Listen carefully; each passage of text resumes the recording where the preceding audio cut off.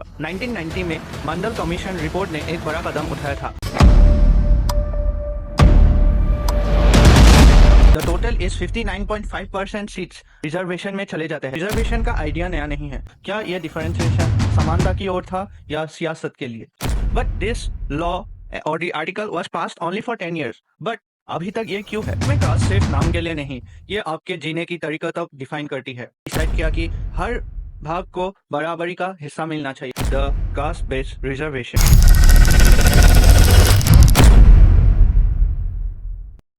Reservation ने कुछ लोगों की जिंदगी बदली और कुछ लोगों के लिए ना खत्म होने वाली लड़ाई जिंदगी भर के लिए शुरू कर दी। या I am talking about the most controversial topic of Indian history, the caste based reservation.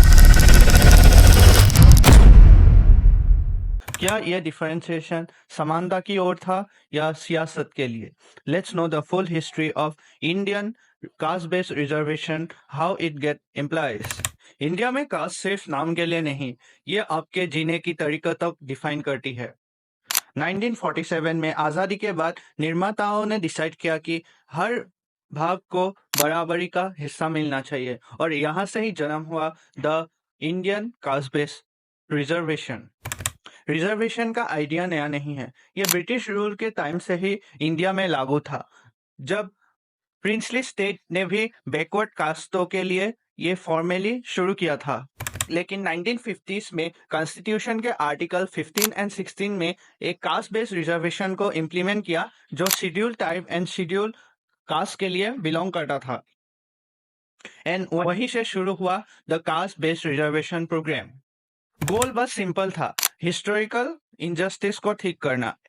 But this law और the article was passed only for 10 years। But अभी तक ये क्यों है?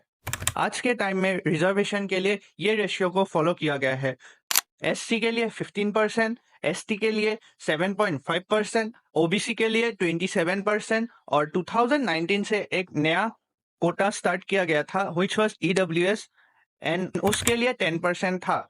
And the total is 59.5% seats reservation में चले जाते हैं, अगर वो गवर्नमेंट कॉलेज का हो या गवर्नमेंट जॉब का। लेकिन reservation arm forces, private jobs and army officials में अप्लाइड कभी नहीं होगा। 1990 में मंडल कमीशन रिपोर्ट ने एक बड़ा कदम उठाया था।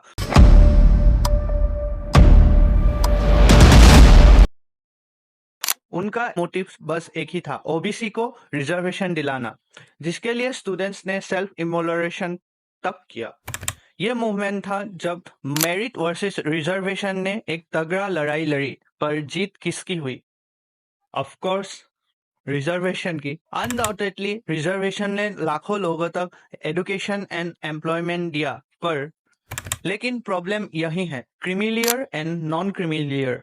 ये एक कॉन्सेप्ट है जो ऑलरेडी सेटल्ड है, उनको ही फिर से क्यों सेटलमेंट या रिजर्वेशन मिल रहा है।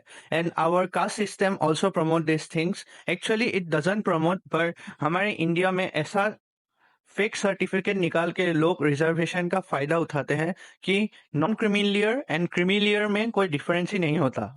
इसका असली फायदा बैकवर्ड क्लासों तक नहीं पहुंच रहा। क्या इस रिजर्वेशन सिस्टम को रिफॉर्म कर देना चाहिए? Let me know in the comment section. What's your opinion? In 2019, Modi government has put up the reservation according to the income base, which is known as the EWS. And history में first time एक reservation जो caste base ना हो के EWS base which mean income base हुआ, and it was a great step for the upcoming youth and future of India, क्योंकि लोगों को कास्ट बेस से ज्यादा इनकम बेस के बेसिस में रिजर्वेशन मिलना चाहिए। पर फिर भी कोर्ट में इस केस के लिए डिबेट अब भी चालू है, and let's see. Then also EWS is going on and people are applying for it and people are getting the EWS certificate too. Experts suggest for a hybrid system कि एक caste based और economically weaker based दोनों को लाके एक point में same reservation applied होना चाहिए, which suggests quality education, rural programmes and rural awareness भी होना चाहिए। रिजर्वेशन एक पूरी तरह से कॉम्प्लिकेटेड ट्रुथ है, ना पूरी तरह सही ना पूरी तरह गलत, लेकिन जब तक देश में कास्ट बेस्ड इनइक्वालिटी जिंदा है तक रिजर्वेशन सिर्फ एक पॉलिसी बन के रह जाएगी जो एक जरूरत हो जाएगी। आखिर में इक्वल अपॉर्चुनिटी तभी पॉसिबल है जब स्टार्टिंग लाइन सेम हो। यही था Indian cast based reservation reforms.